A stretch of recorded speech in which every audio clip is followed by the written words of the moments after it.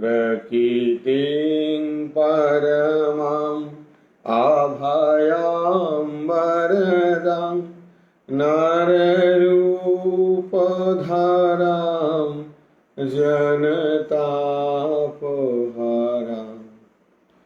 शरणागतो सेवको तोषकरीं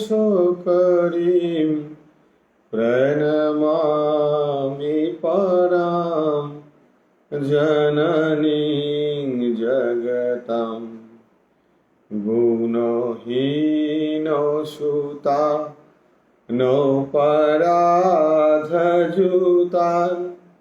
कृपायस्तु समुद्धर मोहगतम् तरणीं भवसागर पारकरीं प्रणमामि परां जननीं जगताम् विषयांकुशुमं परिहृतो सदा चरणाम्भुजयामितो शान्तिसुधां पिबबिङ्गमनो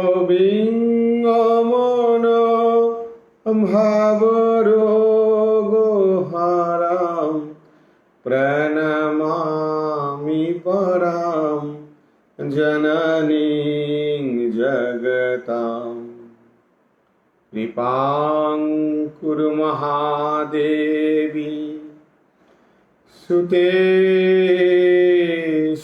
प्रणतेषु च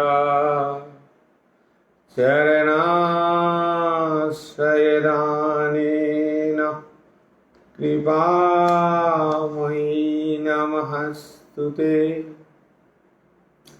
लज्जापटावृते नित्यां शारदे ज्ञानोदायिके पापेभ्यो न सदा रक्ष कृपामयि नमस्तुते रामकृष्णगतप्राणां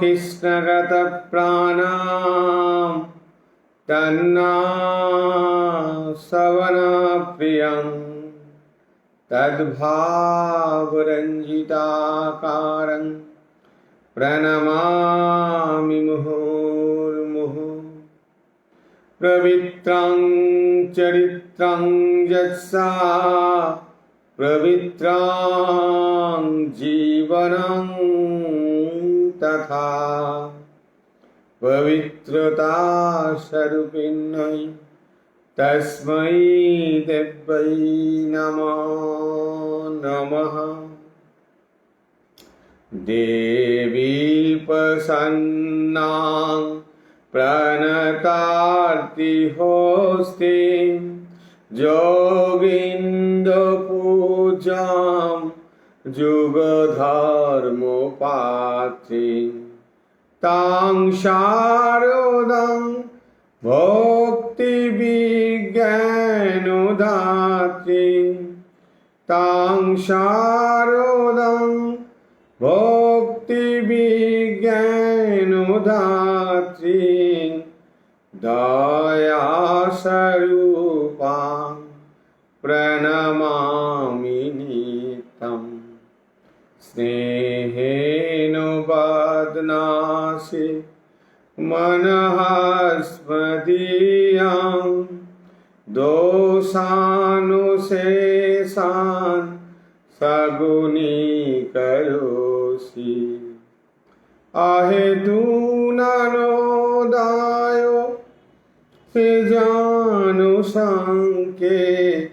गृहीत्वां जोदितं विचित्रम् प्रसीद मातर् विनयेन जाचे नित्यं भव स्नेहवती सुतेषु प्रेमैकबिन्दुं चिरदग्धचित्ते প্রেমৈকবিন্দুং চিরদগ্ধ চিত্তে বিশীর্ষচিত্তং করুণা সুশান্তম জননীং শারদং দেবীং রামকৃষ্ণং জগদ্গুরু পাদপদ্মে তয়োস্থিত্বা প্রণমামি মুহুর্মুহুঃ। ওম নিরঞ্জনং নিত্যং অনন্তরূপং ভক্তানুকম্পাং ধৃতবিগ্রহং বৈ ঈশাবতারং প্রণমেশমিদং তং রামকৃষ্ণং শিরসা নমামি। পরতত্ত্বে সদা লীনো রামকৃষ্ণ সমাগয়া यो ধর্মস্থাপনরত বীরেশং তাং নমাম্যহম। সকল ভক্তমণ্ডলীকে জানাই আমার অন্তরের আন্তরিক শুভেচ্ছা ও নমস্কার। আশা করি সবাই ভালো আছেন। প্রতি শুক্রবারের মতন এই শুক্রবার আমরা আবার এই আধ্যাত্মিক স্মরণ মরণে ভাব আদান প্রদান করতে শ্রীরামকৃষ্ণ সাম্রাজ্য পেজে উপস্থিত হয়েছি। আমাদের জীবনের প্রত্যেকের অনেক বহু সমস্যা। কিছু সমস্যা আমাদের জন্মসূত্রে প্রাপ্ত, কিছু সমস্যা পরিবেশগত, আশেপাশের নানা রকম কারণে, এবং কিছু সমস্যা আমাদের জীবনের বর্তমান নিজেদের কর্ম দ্বারাই সৃষ্ট। আমরা আমাদের কর্মের দ্বারাই সেটি তৈরি করছি সমস্যাগুলো। এই সকল সমস্যার সমাধান করাই জীবন সংগ্রাম বা জীবনযাত্রা। আর এই সকল সমস্যার সমাধান আমাদের কে করতে পারে? প্রকৃত ধর্ম সর্বাবস্থায় মানুষের পরম সহায়। এই ধর্মপথই পারে একমাত্র আমাদের এই সমস্যার সমাধান থেকে মুক্তি দিতে, মোক্ষ লাভ, যা মুক্তি। মোক্ষ লাভ বা মুক্তি কি না? আমি কে, আমি সে, সেই আমি, সেই লক্ষ্যে আমাদের পৌঁছানো। আমরা জানি বা না জানি, বিশ্বাস করি বা না করি, সর্বকালে এবং সর্বক্ষেত্রে প্রকৃত ধর্ম আমাদের একমাত্র বন্ধু। প্রকৃত ধর্ম কিন্তু নয়। This is point. কি বলছে না? প্রকৃত ধর্ম আমাদের একমাত্র বন্ধু। এই প্রকৃত ধর্ম মানে কি? আমরা যারা মন্দিরে যাচ্ছি, পুজো দিচ্ছি, ফুল বেলপাতা মিষ্টি চড়িয়ে, এখানে এক শ্রেণীর ভক্ত আছে যারা ঈশ্বরের সঙ্গে আদান প্রদান করছে। সেটা একটা ধর্ম, কোনো একটা ধর্ম ধরে আছে। হিন্দু ধর্ম ধরে সে ঈশ্বরকে উপাসনা করছে না, ঈশ্বরের সঙ্গে দেনা পাওনার সম্পর্ক তৈরি করছে একটা। এটি কিন্তু প্রকৃত ধর্ম হচ্ছে না। আমরা দেখি মন্দিরে গিয়ে অনেকেই বসে থাকে, মুখের ভুরু কুঁচকে মুখটা গম্ভীর করে কত বিরক্তি করে মন্দিরে বসে বসে জপ করছে। না, এটাও ধর্ম নয়। ধর্ম মানে সদা হাস্যময়। আমার ভেতরে একটা সবসময় আনন্দের লহরী থাকবে। আমি 10 মিনিট 15 মিনিট যখন তার সঙ্গে থাকব, তখন আমি সদা আনন্দে থাকব। আর সেই সদা আনন্দটাই আমি যখন বাইরে আসব, সেই তারই তো জগৎ, তারই তো পশু পাখি জীব সদা মানুষজন যারা আছে সবাই তো সেই, তাদের সঙ্গেও আমরা সেই আনন্দ নিয়ে থাকব। সেই আনন্দটা হবে রসময়, কারণ ঈশ্বর হচ্ছে রসস্বাদন, রসস্বরূপ তিনি। তাই আমাদের প্রকৃত ধর্ম আমাদের একমাত্র বন্ধু। আমরা যারা প্রকৃত ধর্ম পালন করব তাদের মতন সুখী বা তাদের মতন শান্তি নিয়ে এই জগতে বিরাজ কেউ করতে পারবে না। তারপর কি বলছে না, প্রকৃত ধর্মই আমাদের বন্ধু, যে বন্ধু ইহকালে বা পরকালে কখনোই আমাদের পরিত্যাগ করে না। এই জগতে আমাদের অনেক বন্ধু আছে, অনেক মানুষজন ভালোবাসার আছে। মায়ের সন্তানের উপর ভালোবাসা, স্বামীর স্ত্রীর ওপর ভালোবাসা, স্ত্রীর স্বামীর ওপর ভালোবাসা, দাদার বোনের ওপর ভালোবাসা, ভাই ভাইয়ের ওপর ভালোবাসা, বন্ধুকে ভালোবাসা, নানা সম্পর্ক আছে। কিন্তু প্রকৃত ধর্ম আমাদের ইহকালেরও বন্ধু, পরকালেরও বন্ধু। আমরা একটা সময় কিন্তু যাকে ভালোবাসছি তার সঙ্গে আমার ছেদ হবে। প্রতিটা ঘরে মৃত্যু ঘণ্টা বাজে, সেই মৃত্যু ঘণ্টা আমাদের ছেদ করে দেয়, সব ভালোবাসাকে ছেদন করে দেয়। এই জ্ঞান সবসময় আমাদের ভেতরে টনটনে থাকবে।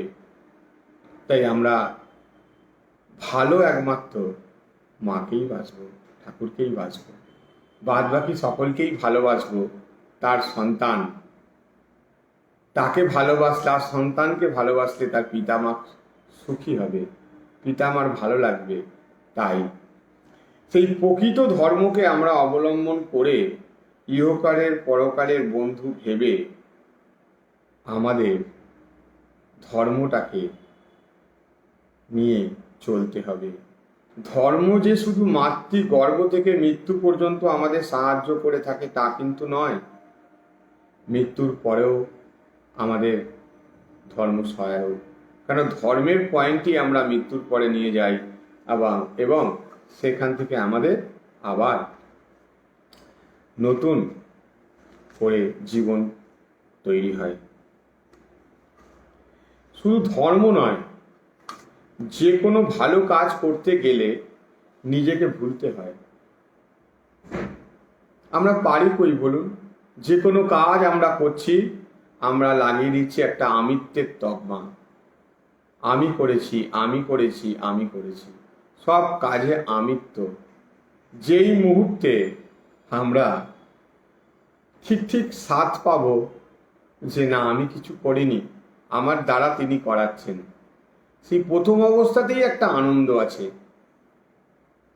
কিছু জীবনে লস করে এলো, মনে হয় যে আমার দ্বারা তো তিনি এটা করাচ্ছেন, সেই দুঃখটাও তো পেতে হয় না। তাই আমাদের প্রথমে ভুলতে হবে নিজেকে। নিজেকে আমরা যতক্ষণ না ভুলতে পারবো, তাহলে আমরা ওই ঠাকুরের কথায় কাঁচা আমিতেই পড়ে থাকবো।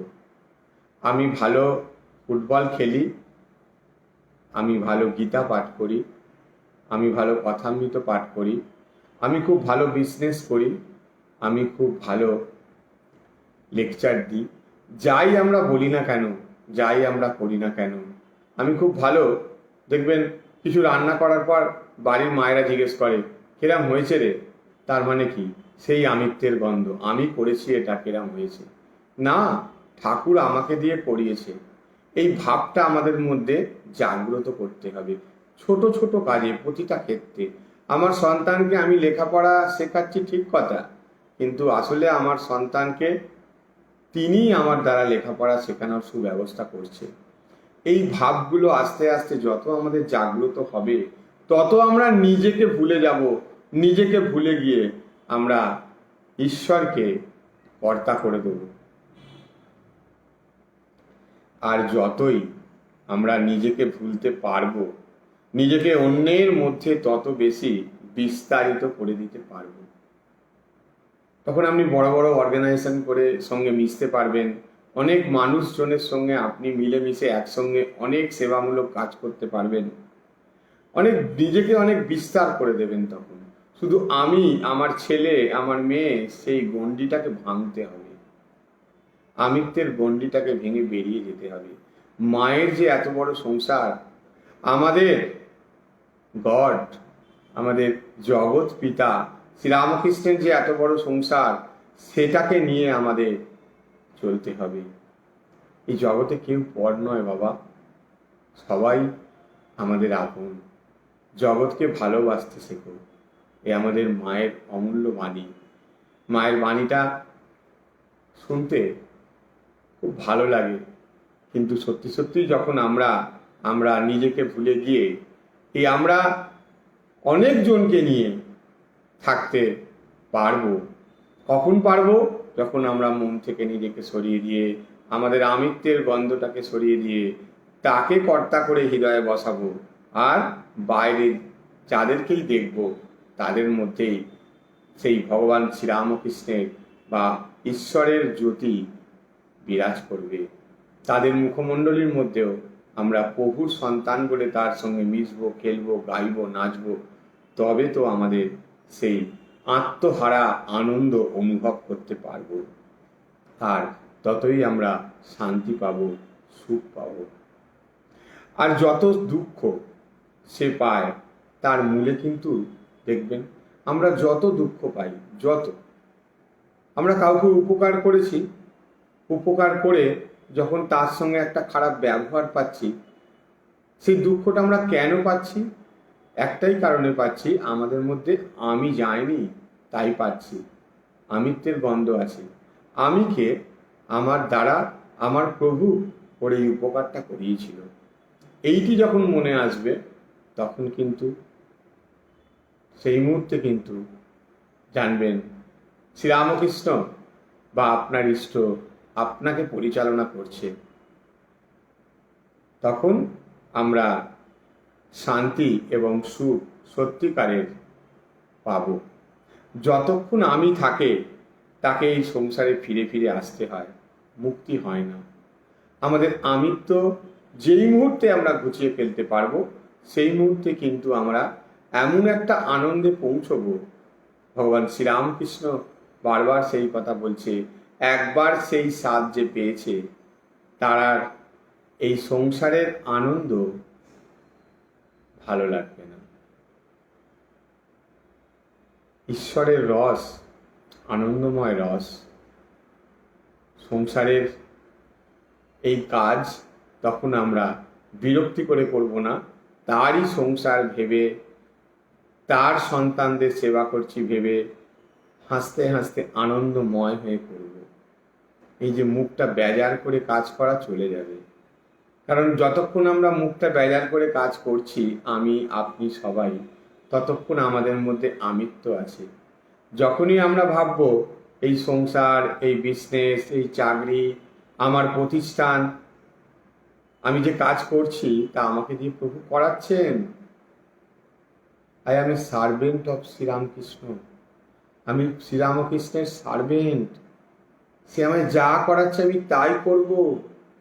আমার বাড়িতে না, যখন আমার সিঁড়ির ওপরে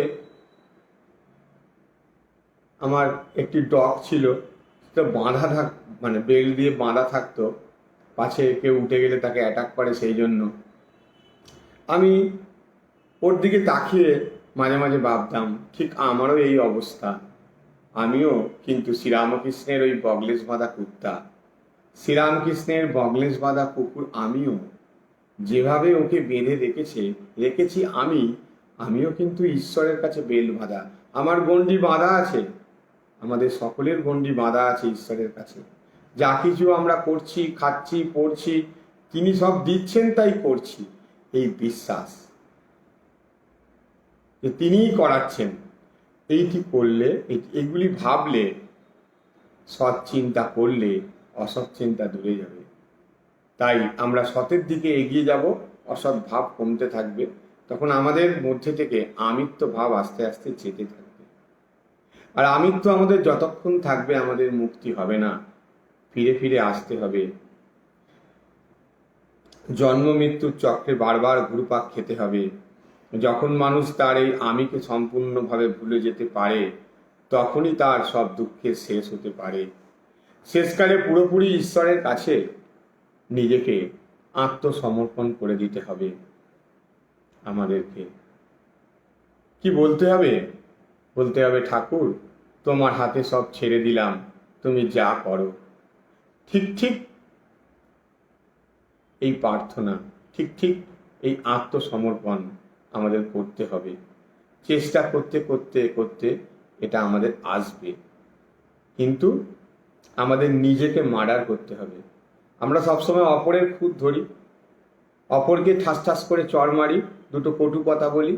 আমরা নিজেকে তো বলি না, নিজেকে শাসন করি।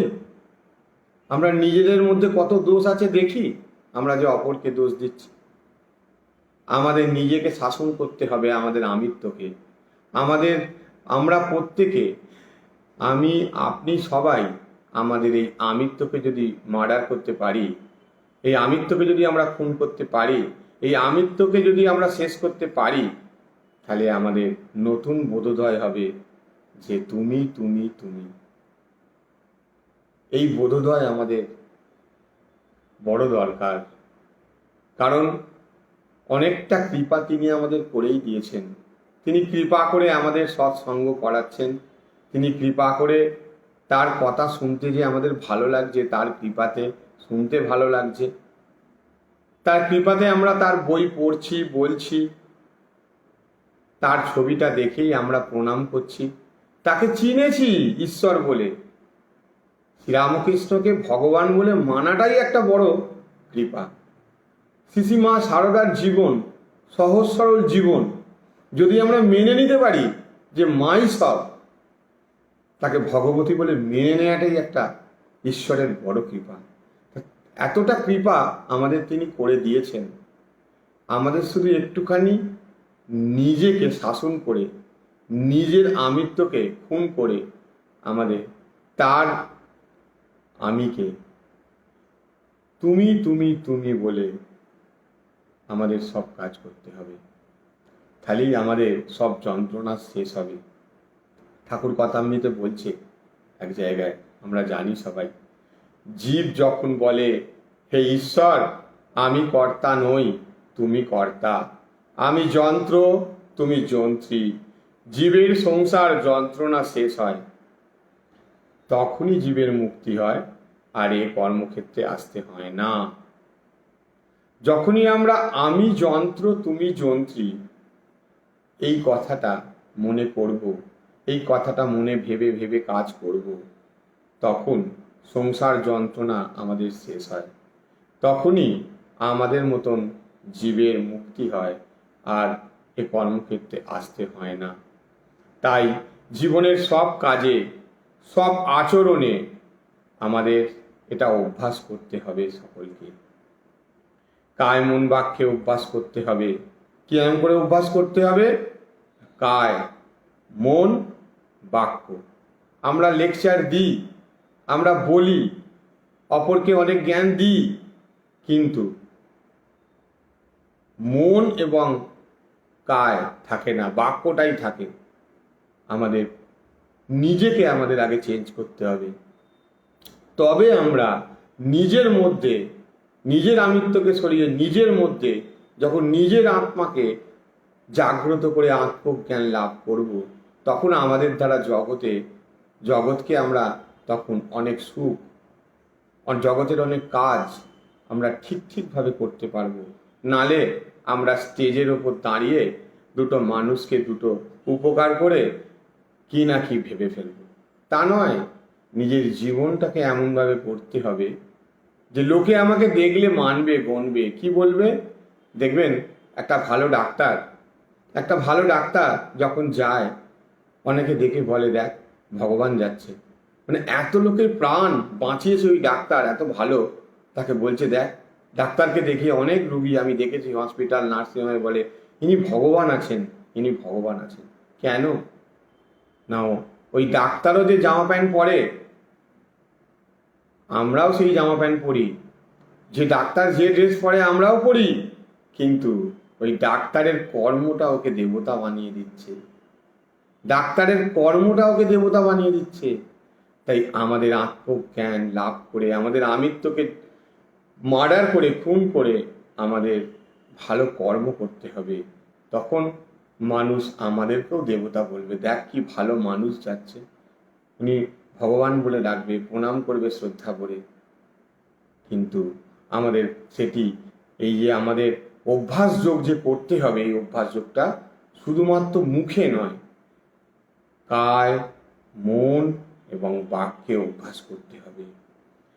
আমি কিছু না, কায় মন বাক্যে আমরা কি অভ্যাস করব না, আমি কিছু নয়, আমি, আপনি, আমরা কেউ কিছু নয়, কি না ঈশ্বর, ভগবান, তিনিই সব। এইটি কায় মন বাক্যে আমাদের বিশ্বাস করতে হবে। আমির জায়গায় কে আসবে? আমির জায়গায় তুমি আসবে। নাহাং নাহাং তুহু তুহু, এইটি আমাদের করতে হবে। এটি আমাদের করতে হবে বললেই তো করা যায় না, এটি আমাদের অভ্যাস করতে হবে। অভ্যাস করতে করতে মায়ের কথা, মা বলছে চন্দন ঘষতে ঘষতে তার গান বেরোয়। আমরা যদি এটা অভ্যাস করি, নিজেদের নিজের দোষ দেখে নিজের আমিত্বকে খতম করার চেষ্টা করি, অবশ্যই আমাদের মধ্যে একটা সুন্দর গন্ধ বেরোবে বেরোবে বেরোবে। আর যদি আমরা নিজেদের আমিত্বকে না ধ্বংস করি, তাহলে আমরা কাউকে কিছু দিয়ে নিজেই গর্ব করব, আমি দিয়েছি। স্টেজ থেকে দাঁড়িয়ে গরিব মানুষকে কিছু দান করে বুক ফুলিয়ে ভাববো আমিই করেছি। এ দান দান নয়, এ দান পূজা নয়। আমি কিছু নয়, আমার দেহটাকে প্রভু ইউজ করছে, এইটি ভেবে আমাদের করতে হবে। এটি আমাদের কায় মন বাক্যে বারবার মনের মধ্যে অভ্যাস করতে হবে। ঠাকুর তুমি আমাকে দিয়ে এখন পূর্ণ ফোটাচ্ছ, আস্তে আস্তে বলতে হবে। ঠাকুর তুমি এখন আমাকে দিয়ে মাংস রাঁধাচ্ছ, ঠাকুর তুমি আমাকে দিয়ে এখন অফিসে কাজ করাচ্ছ। কায় মন বাক্যে সবসময় এটি অভ্যাস করতে হবে। করতে করতে করতে করতে এত সুন্দর একটা আমাদের আমিত্বটা চলে যাবে, তখন আমাদের একটা শুধু ঈশ্বরের সুন্দর গন্ধ আমাদের মধ্যে থেকে বেরোতে থাকবে, যা আপনি পাবেন না, আপনার আশেপাশের লোক পাবে। আশেপাশের লোক পাবে, পেয়ে আপনাকে মানবে, গণবে। আর সেই মান আপনি তখনই হজম করতে পারবেন যখন আপনি অধিকারী হবেন। কখন আপনি অধিকারী হবেন না, যখন কায়, মন এবং বাক্যে মেনে নেবেন যে আমি কেউ নয়, আমার প্রভুই আমাকে যা করাচ্ছেন তাই হচ্ছি। আমি কিছু করছি না, যা কিছু আমি মান সম্মান পাচ্ছি সব কিছু আমার ওই প্রভুর জন্য। প্রভু আমাকে এগুলো পাওয়াচ্ছে, আমি অধিকারী নয়, তিনি আমাকে অধিকারী করাচ্ছেন। মাস্টারমশাইয়ের অহংকার ঠাকুর কিভাবে চূর্ণ করেছিল আমরা দেখেছি বারবার কথামৃতে।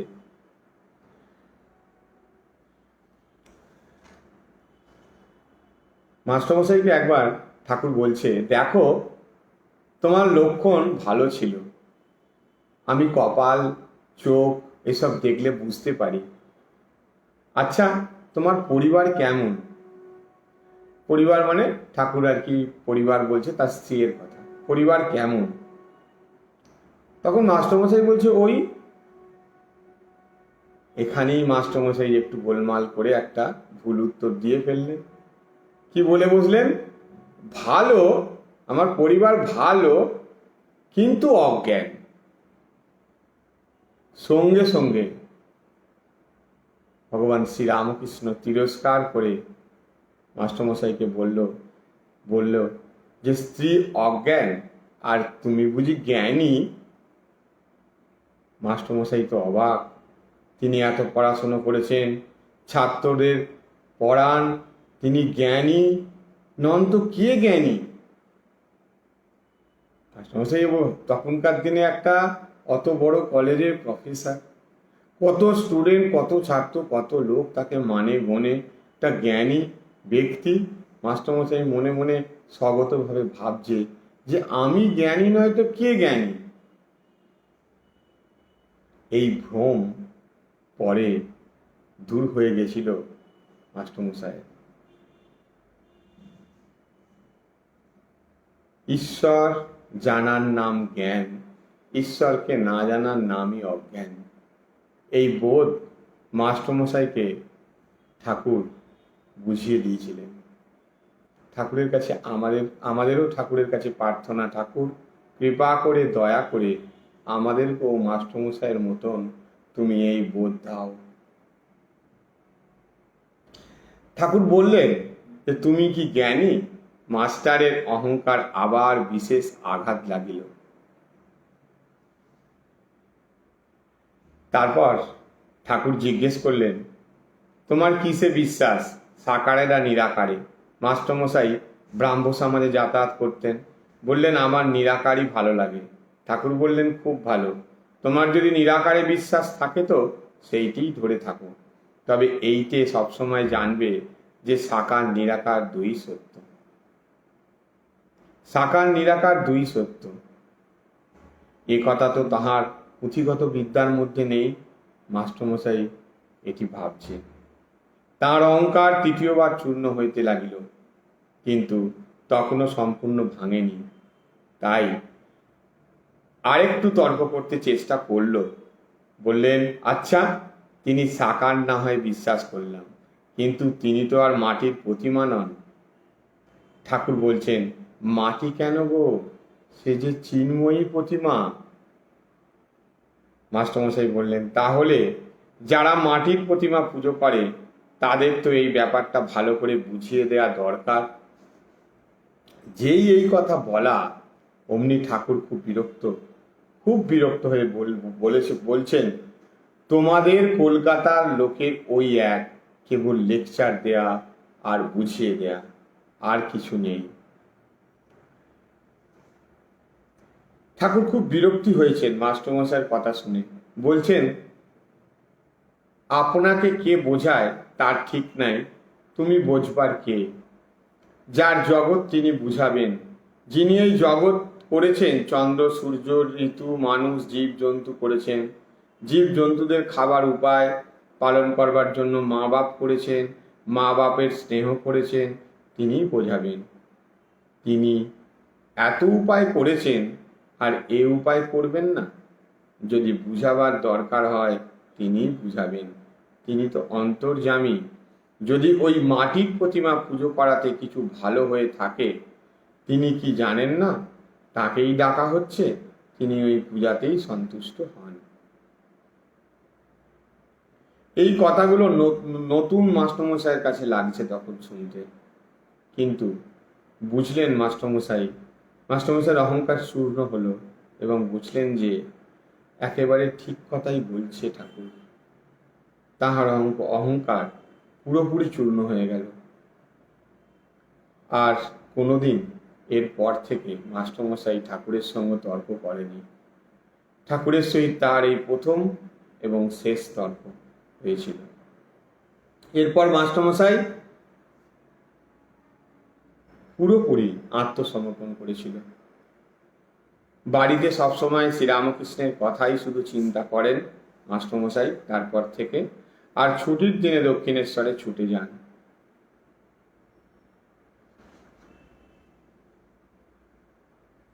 মাঝে মাঝে মাস্টারমশাই মনে করতো যে অন্য জায়গায় যাই, কিন্তু মাস্টারমশাই বলছেন যে আফিং ফলের নেশার মতন ওই দক্ষিণেশ্বর যেন আমাকে টানতো, আমি কোথাও যেতে পারতাম না। দেখুন, মাস্টারমশাইয়ের অহংকার যা তা ভাবে ভেঙে দিল, তবু মাস্টারমশাই সব কিছু ত্যাগ করে বলছে কোথাও যেতে পারছি না, নানা রকম প্রোগ্রাম বানালেও যেতে পারছি না, ওই দক্ষিণেশ্বরে পাগলা বামুনি আমাকে টানছে। ঈশ্বরের শক্তির কাছে না সব শক্তি খড়কুটো। যে যতই প্ল্যান করুক আপনার সম্বন্ধে, যে যতই কটু কথা বলুক আপনাদের সম্বন্ধে বা আমার সম্বন্ধে, যেভাবেই বলুক, জানবেন যে ঈশ্বরের শক্তির কাছে সব খড়কুটো। যেটা করলে আমাদের মনের আমিত্ব যাবে, যেটা করলে আমাদের মন শান্ত হবে, সেটাই করবেন। নিজে কিসে ভালো থাকবেন সেটা বড় ভালো, সেটা আগে দরকার। আপনি নিজে যদি ভালো না থাকেন তাহলে আপনি অপরকে ভালো রাখবেন কি করে?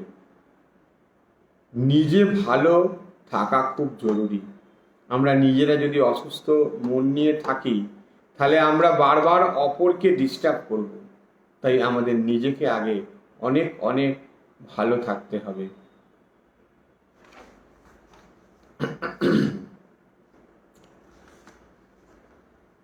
কথামৃতে মাঝে মাঝে দেখা যায় কোনো দুরূহ প্রসঙ্গ হয়তো উঠেছে, ঠাকুর বিশেষ করে মাস্টারমশাইকে সেই প্রসঙ্গের মানে বুঝিয়ে দিচ্ছেন, আবার যাচাই করে দেখছেন মাস্টারমশাই সেসব কথা ঠিক ঠিক বুঝতে পেরেছেন কিনা বা সব শুনছেন কিনা। এসব থেকে মনে হয় শ্রীরামকৃষ্ণ আগে থেকেই জানতে পেরেছিলেন যে তার কথামৃত মাস্টারমশাই জগতে ছড়িয়ে দেবেন।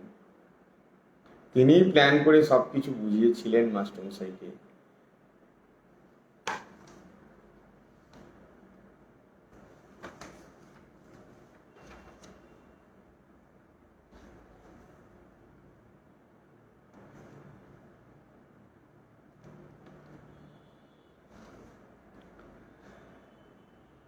এই যে মাস্টারমশাইয়ের মধ্যে যে কাঁচা আমি ছিল, সেই কাঁচা আমিটাকে কিন্তু ঠাকুর পাকা আমিতে পরিণত করেছিল। এই কাঁচা আমি আর পাকা আমি এটি আমাদের মতন সাধারণ জীবের মধ্যেও আমাদেরকে শেষ করার মূলে এই কাঁচা আমি আমাদের মধ্যেও এই বিদ্যমান। তাই আমাদের আমিত্বকে ধ্বংস করাই হচ্ছে আমাদের মেন কাজ, আসল কাজ। আমাদের আমিত্ব, আমি অমুক আমি তমুক, এই জিনিসটাকে যতক্ষণ না এই জিনিসটা থেকে আমরা বেরিয়ে আসতে পারবো ততক্ষণ আমরা নিজে শান্তি পাবো না। বিদ্যার অভিমান আমাদের, ধনের অভিমান, গুণের অভিমান, বংশ বা পদগৌরবের অভিমান, এগুলো সব কাঁচা আমি থেকে আসে। এই কাঁচা আমিরই নাম হচ্ছে অহংকার। কিন্তু এর ঊর্ধ্বে যে আর একটা আমি আছে সেটা আমরা ভুলে যাই। সেই আমি আছে বলেই এই আমি কাজ করছে, এই মন কাজ করছে, দেহ কাজ করছে, বুদ্ধি কাজ করছে। সেই আমিটা কি? সেই আমিটাই কিন্তু পরমাত্মা। সেই আমিটাই পরমাত্মা আমাদের প্রত্যেকের মধ্যে যে আছে, সেটাকে জাগরণ করাই আমাদের এই জীবনের উদ্দেশ্য। আমার প্রকৃত রূপ হচ্ছে সেটা। আমি যে আমার আমিত্বতে মিশে আছি, সেই আমার আমিত্বকে ভাঙতে পারলেই আমরা আমাদের প্রকৃত রূপ যে পরমাত্মা সেটা আমরা অনুভব করব। আর সেটাই পাকা আমি। এই পাকা আমি সত্য, কাঁচা আমি মিথ্যা।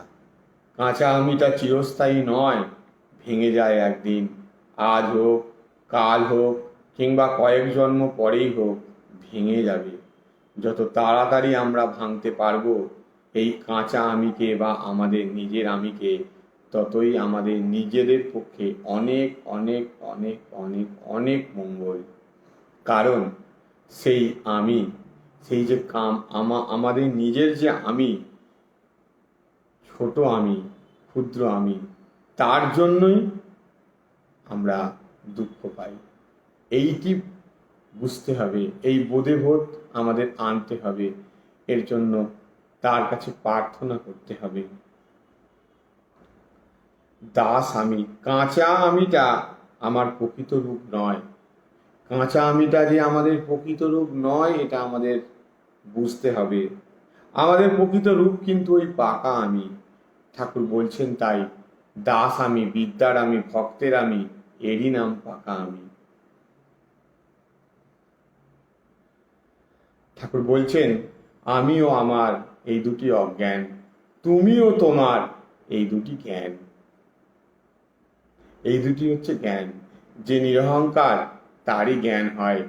নিচু জায়গায় বৃষ্টির জল দাঁড়ায়, উঁচু জায়গায় গড়িয়ে যায়, গড়িয়ে পড়ে যায়। কিন্তু ব্যাপার হচ্ছে আমরা যে আমাদের আমিত্বটাকে আমি অমুক, এই যে নিজের যে একটা দর্প অহংকার, এইটাকে যে আমরা খুব জাঁকিয়ে বসে আছি, এটাই তো বিপদ।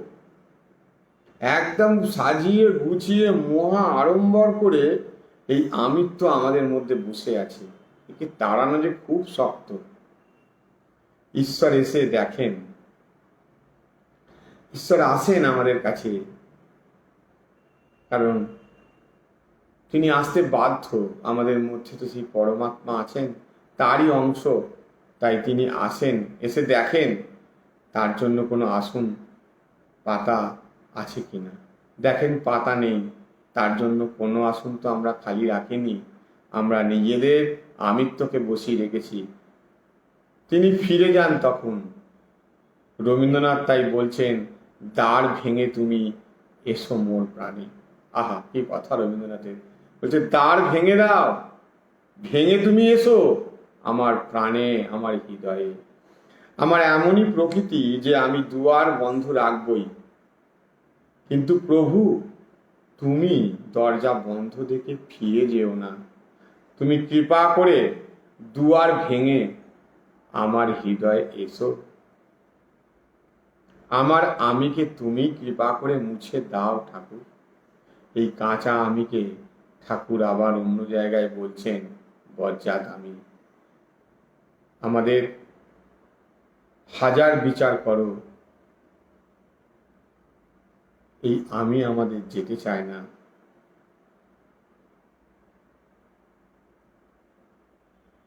আমাদের মতো ন্যায়নিষ্ঠ কেউ নেই। আমি সব বুঝে ফেলেছি, আমি সব জানি, আমি একমাত্র ঠিক, বাদবাকি সবাই বেঠিক। এ ধরনের ভাব ভালো নয়। এই ধরনের ভাবের জন্যই জীবের পতন। এইগুলো প্রকৃত ধার্মিক সে নয়। সে ধর্ম কথা বলছে, ধর্ম বই পড়ছে, ধর্মকে অনুভব করতে পারছে না। প্রকৃত ধার্মিক হলে সে কখনোই এগুলো করবে না। এগুলো কিছু নয়, এগুলো আত্মপ্রবঞ্চনা হয়ে দাঁড়ায় এক সময়, যে আমি ঠিক, আমি ন্যায়নিষ্ঠ, আমি যা বলি সেটি ঠিক, বাদ বাকি লোক যা বলে সেটি ভুল। এগুলো ঠিক নয়, এগুলো আমাদের আত্মপ্রবঞ্চনা একটা সময় হয়ে দাঁড়ায়। তেমনি আবার রয়েছে বিনয়ের অভিমান। আসলে বিনয় হচ্ছে ভিতরের জিনিস, স্বতঃস্ফূর্ত। অনেকেই লোক দেখানো বিনয় দেখায়, কিন্তু ভেতরে কিন্তু সেই বিনয় তার নেই। ভেতরে আমি গজগজ করছে।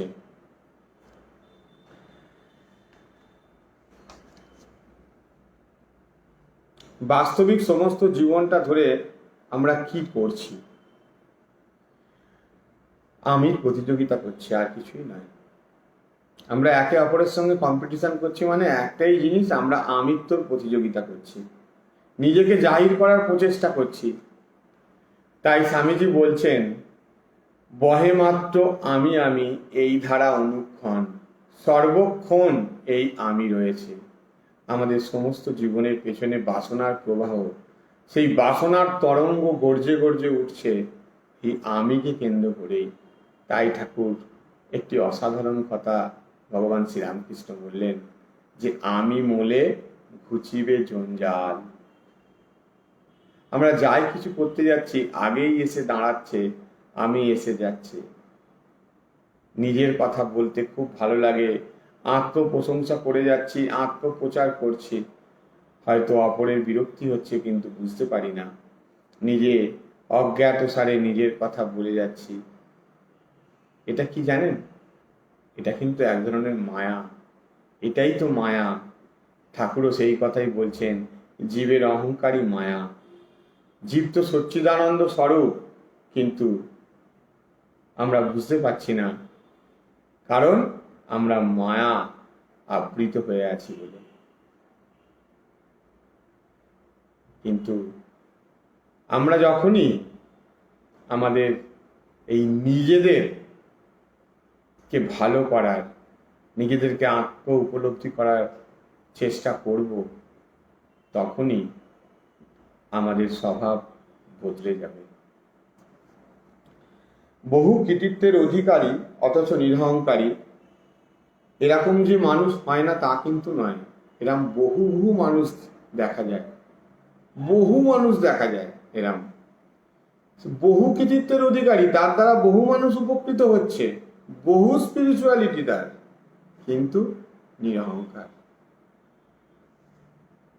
আর এই রকম মানুষরাই কিন্তু সমাজে মহৎ, এরাই কিন্তু সমাজে মহৎ মানুষ।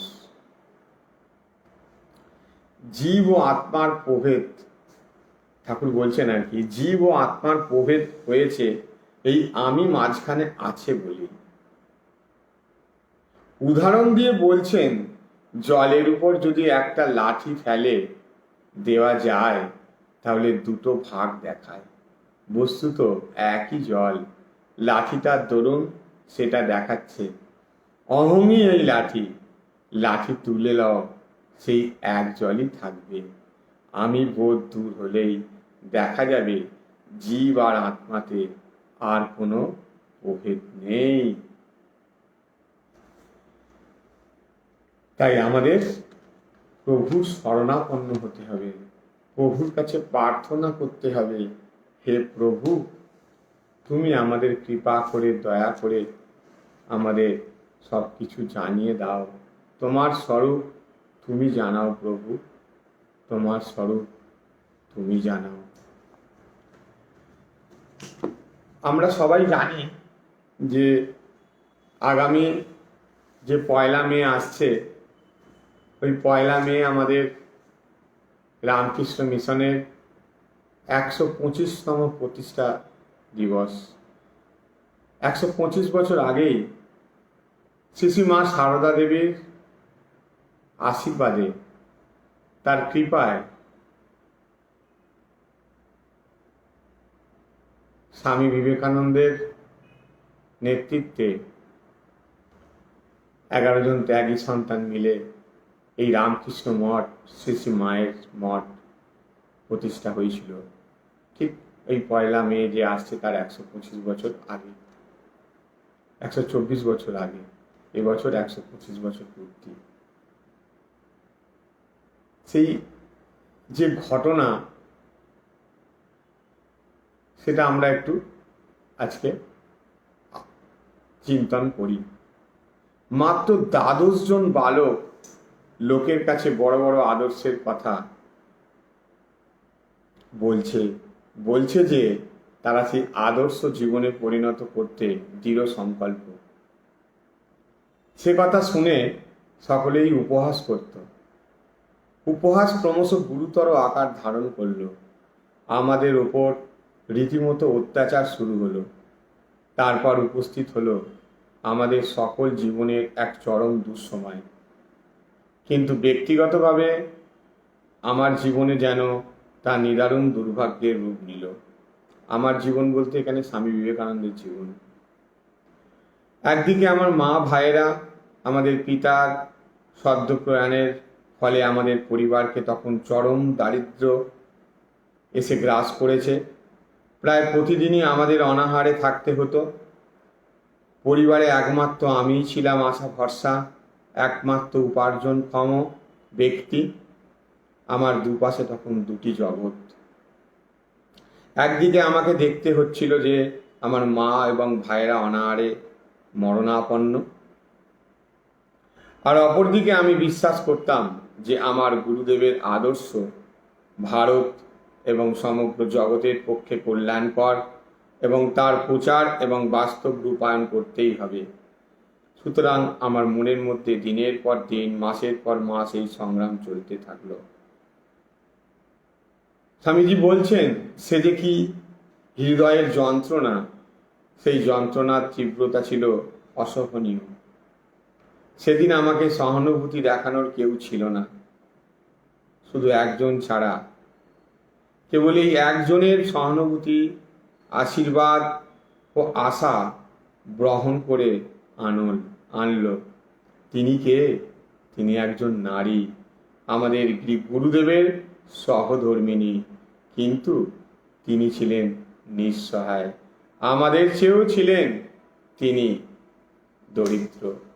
বাস্তবিক শ্রী মায়ের সহানুভূতি এবং আশীর্বাদ যদি সে সময় না আসতো তাহলে কয়েকটি নিবান্ধ নিঃসহায় তরুণের পক্ষে রামকৃষ্ণ সঙ্গে সূত্রপাত করা কখনোই সম্ভব ছিল না। অর্থ তার ছিল না ঠিকই, কিন্তু তার হৃদয় উজাড় করা ভালোবাসা, প্রেরণা এমনই শক্তি ছিল, তার সহানুভূতি ছিল এমনই প্রাণপ্রদ যে পৃথিবীর ভ্রুকুটিকে উপেক্ষা করে কয়েকটি অল্প বয়স্ক তরুণ এক মহা সংগ্রামে ঝাঁপ দিয়েছিল, যার ফলে অল্প দিনের মধ্যেই জন্মলাভ করেছিল এক অভিনব আন্দোলন। সমগ্র পৃথিবীর ভবিষ্যৎ স্থায়িত্বের জন্য একটি বিরাট ভূমিকা গ্রহণ করতে হয়েছিল, দৈব নির্দিষ্ট, যার নায়ক ছিলেন স্বামী বিবেকানন্দ। শ্রীমায়ের সঙ্গে স্বামীজির পূর্ব উল্লেখিত সাক্ষাতের সময় গোলাপ মা অনুচ্চস্বরে উচ্চারিত শ্রীমায়ের নিম্নোক্ত কথাগুলো স্বামীজিকে শুনিয়ে বলেছিলেন, ঠাকুরই এই বিরাট জিনিসগুলো তোমাকে দিয়ে করিয়েছেন, তুমিই তার নির্বাচিত শিষ্য এবং সন্তান।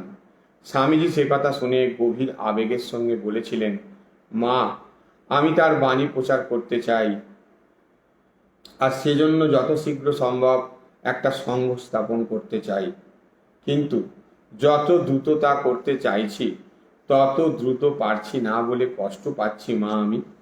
শ্রীমা তখন নিজেই স্নেহকমল কণ্ঠে আশ্বাস দিয়ে বললেন, চিন্তা করো না, তুমি যা করেছ আর যা করবে সবই চিরকালের জিনিস। এই কাজের জন্যই তুমি এসেছো। হাজার হাজার মানুষ তোমাকে পৃথিবীর সেরা আচার্য বলে গ্রহণ করবে। স্থির যেন ঠাকুর শীঘ্রই তোমার ইচ্ছা পূরণ করবেন, দেখবে অল্প দিনের মধ্যেই তোমার ভাব কার্যকরী হচ্ছে। সে কথা শুনে স্বামীজি ভক্তি বিনোদ কণ্ঠে শ্রী মাকে বললেন, মা, আশীর্বাদ করুন, আমার কাজের পরিকল্পনা যেন শীঘ্র রূপায়িত হচ্ছে দেখতে পাই আমি। শ্রী মায়ের আশীর্বাদ সত্য হয়েছিল। শ্রী মায়ের সঙ্গে সাক্ষাতের মাসাধিক কাল পরেই 1897 খ্রিস্টাব্দের 1 মে স্বামীজি আনুষ্ঠানিকভাবে রামকৃষ্ণ মিশনের প্রতিষ্ঠা করেছিলেন। প্রসঙ্গক্রমে উল্লেখ্য যে রামকৃষ্ণ মিশন রামকৃষ্ণ সংঘেরই একটি অঙ্গ, যে সংঘের জন্য শ্রীমা শ্রী ঠাকুরের কাছে কাতর প্রার্থনা করেছিলেন। শ্রী মায়ের প্রেরণা ও আশীর্বাদ শ্রীরামকৃষ্ণের কাছে তার প্রার্থনার ফলশ্রুতি এই রামকৃষ্ণ সংঘ। বাস্তবিক শ্রীমা স্থূলদেহে না থাকলে শ্রীরামকৃষ্ণের ত্যাগী পার্ষদগণ কে কোথায় যে ছড়িয়ে পড়তেন কে জানে। তার পরোক্ষ প্রভাবে এবং তার স্নেহের আকর্ষণে কালক্রমে সংঘের জন্ম সম্ভব হয়েছিল। স্বামীজি তাই তাকে সংঘ জননী রূপে গুরু ভাইদের কাছে বর্ণনা করেছিলেন। স্বামীজি জানতেন যে ভবিষ্যতে সংঘকে শ্রীমাই তার অসাধারণ প্রজ্ঞা ও স্নেহের শক্তিতে লালন ও পুষ্ট করবেন।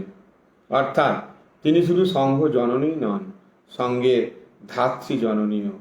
বলরাম মন্দিরে রামকৃষ্ণ মিশনের প্রতিষ্ঠা ঘোষণা উপলক্ষে স্বামীজি যে সভা আহ্বান করেছিলেন, তাতে ত্যাগী গুরুভাই গৃহী ভক্তদের সম্বোধন করে প্রথমেই আবেগময় কণ্ঠে কিন্তু স্পষ্ট ভাষায় স্বামীজি বললেন, মঠ ও মিশনের জন্য কিছু টাকা সংগৃহীত হয়েছে।